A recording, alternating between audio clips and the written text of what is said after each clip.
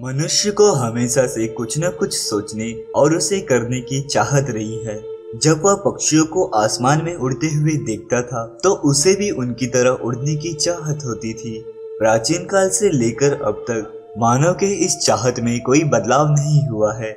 आज भी हमारा मन पक्षियों की भांति उड़ने को करता है और वर्तमान समय के विकसित तकनीकों द्वारा हमारी यह चाहत पूरी हुई है। हमारे इतिहास में उड़ने वाला सबसे पहला विमान सन 1903 में राइट बंधुओं द्वारा बनाया गया था। पर क्या प्राचीन समय में भी लोग हवा में उड़ सकते थे?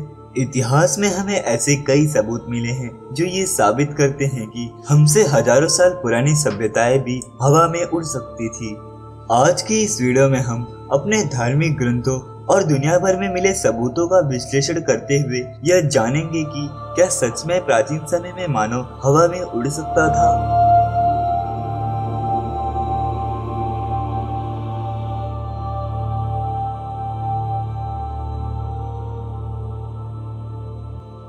सबसे पहले हम भारतीय धार्मिक ग्रंथों का विश्लेषण करेंगे।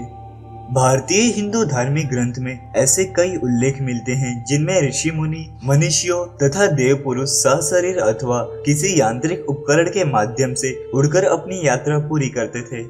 रामायण में भी पुष्पक विमान का उल्लेख मिलता है जिसमें बैठकर रावण ने सीता माता का अपहरण करने के बाद उन्हें लंका ले गया था तथा सीता माता की खोज में हनुमान द्वारा उड़कर सागर पार करना, राम और रावण युद्ध में मेघनाद द्वारा उड़ने वाले रथ का प्रयोग करना, ऐसे कई उल्लेख मिलते हैं।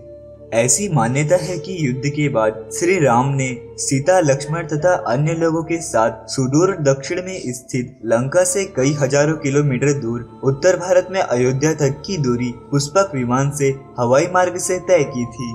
पुष्पक विमान रावण ने अपने भाई कुबेर से बलपूर्वक हासिल किया था और सबसे महत्वपूर्ण है 4वीं शताब्दी ईसा पूर्व में महर्षि भारद्वाज द्वारा लिखी वैमानिक शास्त्र नामक ग्रंथ, जिसमें एक उड़ने वाले यंत्र अर्थात विमान के कई प्रकार का वर्णन किया गया था तथा हवाई युद्ध के कई नियम व प्रकार बताए गए थे।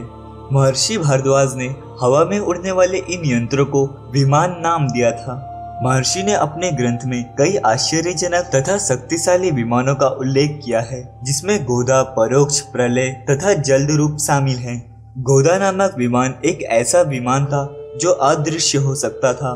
प्रलय एक प्रकार की विद्युत ऊर्जा का शास्त्र था जिससे विमान चालक भयभीत तबाही मचा सकता था। जलद रूप एक ऐसा विमान था जो देखने में बादल की भांति दिखाई देता था। इसी प्रकार भारत के कई ग्रंथों में विमान के अस्तित्व का वर्णन मिलता है। भारत के अलावा पूरे दुनिया भर में भी विमानों के अस्तित्व के कई प्रमाण मिले हैं। सन 1998 में मिस्र के सक्कारा में एक मकबरे से 6 इंच लंबा लकड़ी का बना ग्लाइडर जैसा दिखने वाला एक मॉडल मिला जो संभवतः 200 ईसा पूर्व में बनाया गया था। कई सालों बाद मिस्र के एक वैमानिक विशेषज्ञ डॉक्टर खलीली मसीहा ने इसका अध्ययन कर बताया कि इसकी बनावट पूरी तरह आज के विमानों की तरह है। यहाँ तक कि इसकी टेल भी उतने ही कोड पर बनी हुई है जितना कि आज के एयरप्लेन्स में होता है और जिस पर वर्तमान ग्लाइडर बहुत कम ऊर्जा में भी उड़ सकता है। हालांकि अभी तक मिस्र के किसी भी मकबरे या पिरामिड से किसी विमान के कोई अवशेष या ढांचे नहीं मिले हैं, पर एबिडोस के मंदिर पर उत्कीर्ण चित्रों में आजकल के विमानों से मिलती जुलती आकृतियां उकेरी हुई हैं। इसके खोजकर्ता डॉक्टर रूथ होबर का कहना है कि पूरे मंदिर में ऐसी कई आकृतियां देखने को मिलती हैं जिनमें विमानों तथा हवा में उड़ने वाले उपकरण को प्रदर्शित किया गया है। इनमें से कुछ तो आधुनिक हेलीकॉप्टर तथा जेट से मिलते जुलते हैं।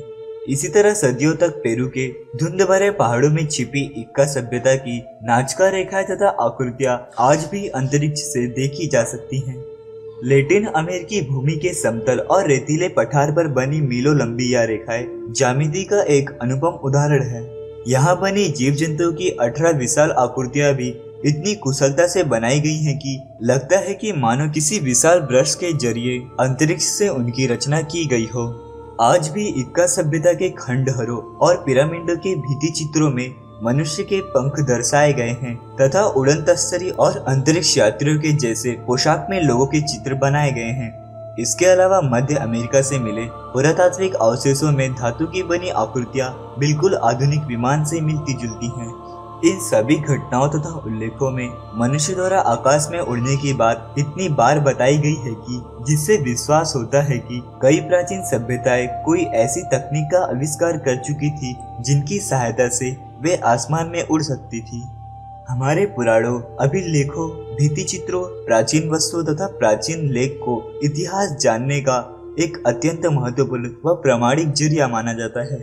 दोस्तों, मनुष्य केवल उन्हीं चित्रों को बनाता है जिसे उसने कभी अपने सपने या हकीकत में देखा हो, और प्राचीन समय के लोग द्वारा विमानों तथा अंतरिक्ष यात्रियों की इतने सटीक चित्रण बनाना कोई इत्तेफाक नहीं है। और प्राचीन काल के इन सबूतों से हमें यह प्रमाण देखने को मिलता है कि संभव है कि प्राचीन काल में किसी सभ्यता के पास उड़ने की एक उन्नत तकनीक रही हो जो कालांतर में कहीं विलुप्त हो गई हो। दोस्तों, आज के इस वीडियो में बस इतना ही। आपको वीडियो कैसा लगा कमेंट में हमें जरूर बताएं।